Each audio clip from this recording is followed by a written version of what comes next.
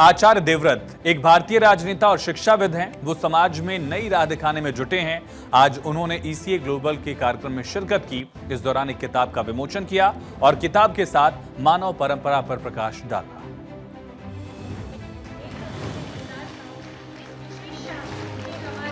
आचार्य देवव्रत एक भारतीय राजनेता और शिक्षाविद हैं।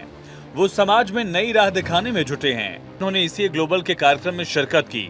इस दौरान उन्होंने एक किताब का विमोचन किया और किताब के साथ प्राकृतिक खेती पर भी प्रकाश डाला। नवाचार की नई पहचान, आचार्य देवव्रत बढ़ा रहे मान। नन्हे सपनों को दे नई जान, आचार्य देवव्रत है भविष्य की शान।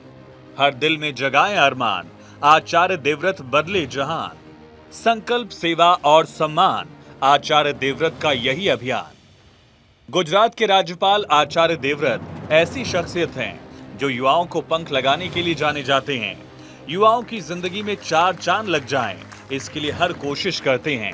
आचार्य देवव्रत ने युवा लेखिका वंशिका सिंह की पहली पुस्तक things I scribble before growing up an almost adults guide to feeling everything का विमोचन किया। इस मौके पर राज्यपाल आचार्य देवव्रत ने खिताब का विमोचन कर खिताब की जमकर प्रशंसा की। उन्होंने कहा कि मानव को परंपरा नहीं भूलनी चाहिए। जिस कौम के बालकों में राष्ट्र का भाव पैदा हो जाए, अपनी कल्चर संस्कृति पर गर्व हो, अपनी परंपराओं पर गर्व हो, उस राष्ट्र को आगे बढ़ने से कोई रोक नहीं सकता। खिताब का विमोचन नन्हे सपने नई उड़ान कार्यक्रम में हुआ। ये कार्यक्रम ईसीए ग्लोबल की पहल पर किया गया। इसका उद्देश्य युवाओं की कल्पना शक्ति और प्रतिभा का उत्सव मनाना है। इस मौके पर राज्यपाल ने अन्य कई युवा प्रतिभाओं को सम्मानित किया। इस मौके पर आचार्य देवव्रत ने शुद्ध भोजन, उत्तम जीवन शैली पर प्रकाश डाला।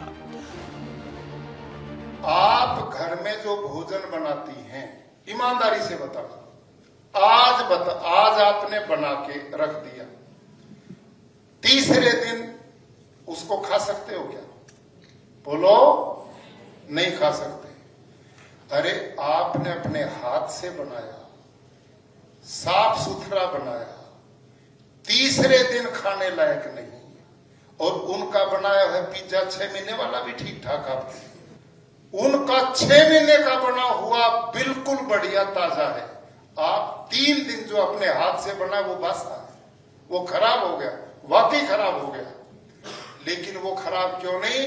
क्योंकि उसमें ऐसे प्रिजर्व करने के लिए केमिकल डाले जा रहे हैं जो उसको सड़ने नहीं देते, जो उसे बाहर नहीं सड़ने देते, वो पेट में भी नहीं सड़ने देते। वहां वो अंदर बैठते हैं, हाथों में बैठते हैं, हाथों में बच्चों के लेर बना के भयंकर कॉन्स्टिपेशन होती है। आप चेक ही नहीं करते बच्चों को। इस दौरान भारत 24 के कंसल्टिंग एडिटर शशिकांत शर्मा मौजूद रहे। उन्होंने अपनी बात रखी। आचार्य जी के कहने के बाद, जैसे आज बुक लिखी, आज बहुत अच्छी किताब जैसे लिखी है, तो वहां पे वो राकेश कामत जो डीसी थे, उनकी भी एक सोच थी कि वो एक डिस्ट्रिक्ट लाइब्रेरी की बच्चों को, क्योंकि किताबों से बच्चे दूर हो रहे हैं आज और वो डिजिटल की तरफ जा रहे हैं, तो उन्होंने कोशिश की कि बच्चों को लाइब्रेरी की तरफ लाया जाए। तो आचार्य जी के सहयोग से वहां पे हमने एक लाइब्रेरी उन्होंने बनाई वहां पे अपने डीसी ऑफिस में। इन्होंने कहा कि अगर इन बच्चों के साथ ऐसे लोगों को जोड़ा जाए जो रिटायरीज हैं, जिन लोगों ने अपने जीवन में अलग अलग नौकरियां करके अब वो रिटायर हो चुके हैं और घर बैठे हैं और कुछ करना चाहते हैं, उन लोगों को लाइब्रेरी में इन बच्चों के साथ जोड़ो और इन बच्चों को उनसे बातचीत का मौका मिलेगा। तो एक तो उनके जो जिंदगी के अनुभव हैं वो इन बच्चों के काम आएंगे।